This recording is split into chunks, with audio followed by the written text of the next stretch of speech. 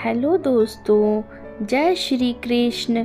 कहानी कर्माबाई की खिचड़ी। यह कहानी है भगवान कृष्ण की प्रिय भक्त कर्माबाई की। कर्माबाई बचपन से ही अपने पिता जीवन राम को कृष्ण भगवान की पूजा करते हुए देखती थी। वह कभी भी कृष्ण भगवान को भोग लगाए बिना भोजन ग्रहण नहीं करते थे।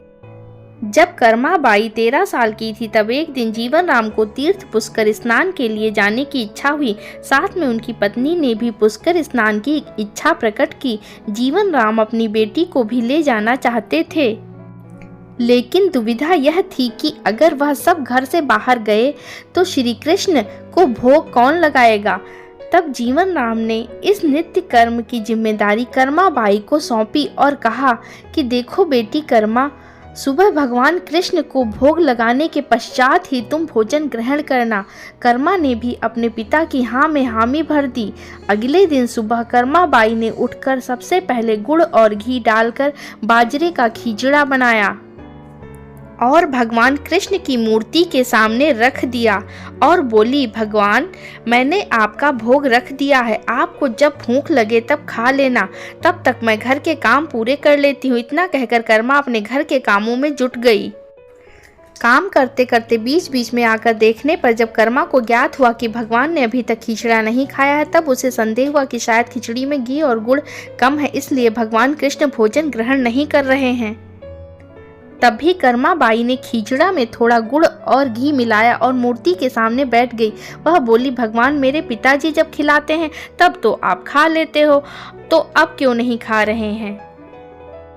और पिताजी बाहर गए हैं, उन्हें आने में बहुत दिन लगेंगे, तब तक आपको भोग लगाने की जिम्मेदारी मुझे दी गई है, इसलिए जब तक आप भोजन नहीं खाएंगे मैं भी कुछ नहीं खाऊंगी।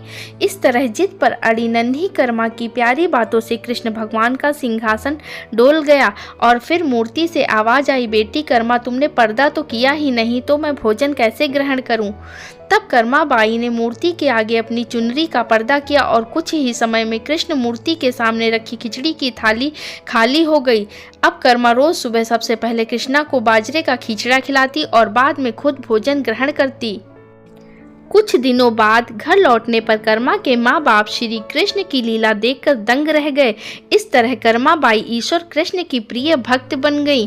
अपने जीवन के अंतिम दिनों में कर्माबाई भगवान जगन्नाथ की नगरी जगन्नाथपुरी में एक कुटिया में बस गई थी।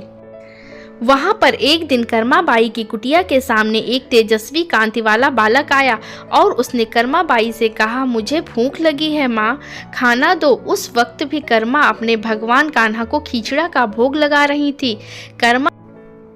कर्मा ने उस बालक को भी खिचड़ा खिलाया। उसके बाद से वही बालक हर रोज कर्मा के हाथ का खिचड़ा खाने आता था। यह सिलसिला कई वर्षों तक चलता रहा। वह बालक और कोई नहीं, स्वयं जगन्नाथ भगवान थे, क्योंकि जिस दिन कर्माबाई का देहांत हो गया उस दिन जगन्नाथ भगवान की मूर्ति की आंखों से आंसू बह रहे थे और उसी रात मंदिर के पुजारी के स्वप्न में जगन्नाथ भगवान आए और अपने दुखी होने का कारण बताया कि उनकी परम प्रिय भक्त कर्माबाई गोलोक सिधार गई हैं।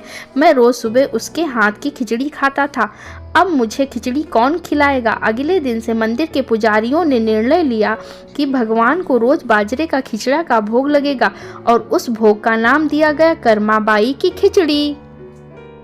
दोस्तों, अगर आप भी भगवान श्री कृष्ण के भक्त हैं तो मेरे चैनल को लाइक, शेयर एंड सब्सक्राइब जरूर कीजिएगा। Thank you.